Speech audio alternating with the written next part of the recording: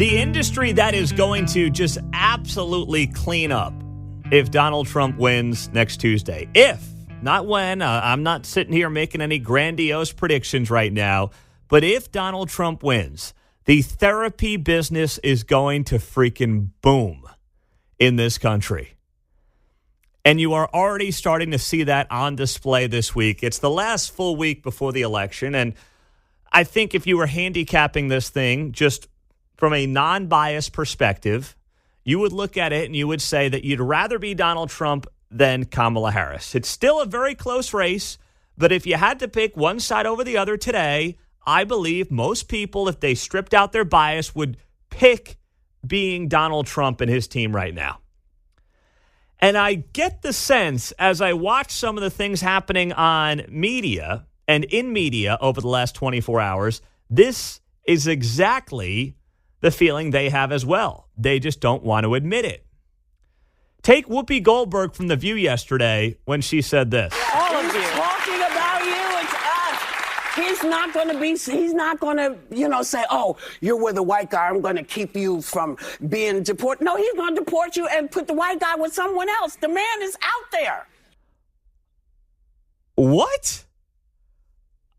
She's a real beauty. Wait, so that's Whoopi Goldberg on The View yesterday talking about Trump deporting criminal illegal aliens. And somehow Whoopi Goldberg says that if you're a white guy, you're going to have your wife ripped out of your hands. And then Donald Trump is going to play matchmaker and put you with somebody else. Just all of you. Talking about you, it's us. He's not going to, say, oh, you're with a white guy, I'm going to keep you from being deported. No, he's going to deport you and put the white guy with someone else. The man is out there.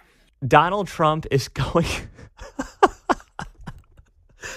Oh, my goodness. Donald Trump is going to play matchmaker with random white dudes who are married to illegal immigrant women who he's going to deport back to countries in Central and South America. Do I have that right?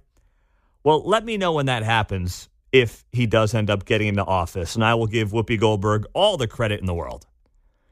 Then you heard Mika Brzezinski yesterday, MSNBC, after the rally at Madison Square Garden, also say this. I think a lot of people are seeing that rally at Madison Square Garden, seeing all those people. Doesn't mean he's going to win the race, but my point is it's discouraging that so many people would gather and rally to hate speech in America. That it's discouraging and it hurts. Oh, it hurts. I'm telling you, this therapy business is really going to be booming come January of 25 if he gets back in there. How did that make you feel? Yeah, tell me how that really made you feel. Well, so much of this is, self-imposed? Oh, I know. Oh, my gosh, it's some awful. People are just so off with it. I'm like, you deserve all the torment your mind is creating. Exactly. This is ridiculous. It's insane. It's okay to question stuff. Yes, of course. I don't like that. And that's fine. You don't like it. You don't like Trump, whatever. That's your prerogative, right? You don't think his policies will work. Sure. But I don't think you're telling me I'm a Nazi. Yeah. And oh my goodness, that Nazi rally, it brought tears to my eyes. And then there was Al Sharpton yesterday when he came out and said this. But let's also go to what Donald Trump himself said last night, that some of the black men groups that I've been debating about why they can't be with Trump, he said, I could be laying out in the beach with my white skin getting tanned. I'm laying out in the beach. I mean, this is Donald Trump's mouth saying this. So I said to those on the fence, this is not a real racial signal. My pretty, white, beautiful, white skin. Yeah. Donald Trump said this last night at his homecoming. So when people said that this was like reminiscent of the supremacist rally in 1939, the Nazis, I think that it lived up to that. Come on, Al. I mean, show some RESPICT. My goodness, Al Sharpton. Are you kidding me? And Joe Biden at the beach is... Anyone? Answers on a postage stamp. Hey, can I actually play that clip that Al Sharpton's referring to when he claimed Donald Trump talked about his beautiful white skin sitting on the beach? So here's the clip, just so you actually have this for your own information. Here is Trump talking about how if he wasn't doing this for a living, he could be sitting at one of his many resorts around the world on a beautiful beach. The greatest resorts in the world. I could have been extremely happy. I could have had those beautiful waves smack me in the face. I could have had the beautiful suntan. This white skin could have been tan and beautiful. He's actually making fun of his white skin. Exactly. He's making fun of his white skin. I could have had the beautiful sun on this white skin. I could have been very tan.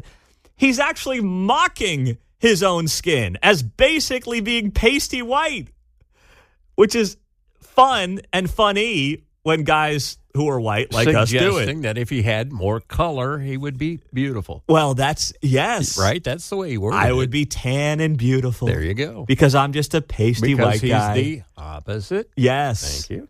My goodness, man. And you got Al Sharpton taking that comment out of context and saying, yep, here's Trump hearkening his inner Hitler. Oh, brother, what are we going to do about it? I'm telling you, I may leave if Trump wins on Tuesday night. Might take a couple of days. God willing, it doesn't. But if Trump wins on Tuesday, I may go back, get my PhD, get out of here, and become a therapist and start charging these wackos $500 a session, and I'll be cleaning up. I'll be retired by the time Trump's out of office in 4 years. Trump will be a great economic boon for all of us in some way, shape, and form. But if I go out there and I get my therapist license, I am going to make more money than I've ever seen in my freaking life off these folks. Let me just give it to you right now. You don't have the answer. They do. Yeah. They don't know that. So you just keep asking them, how does it make you feel? Well, that's all I'm going to do. Exactly. Why do you feel that way? The who, what, where, when, why. That's right. I just keep asking questions. I keep billing them. And if they're paying, they can come back every single week. We can do bi-weekly sessions for all I care. Because there will be a mental health crisis in this country if Donald Trump wins. And it will be on full display on cable news, television, and social media on a regular basis.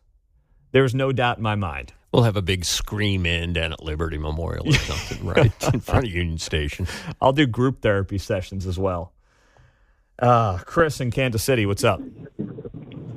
Hey, Pete, for the record, I think that you can charge a heck of a lot more than $500 an hour if you got your license. Let's just get that on the record. Well, thank you, Chris. I appreciate that. I don't know the industry well, but thank you for the inside information.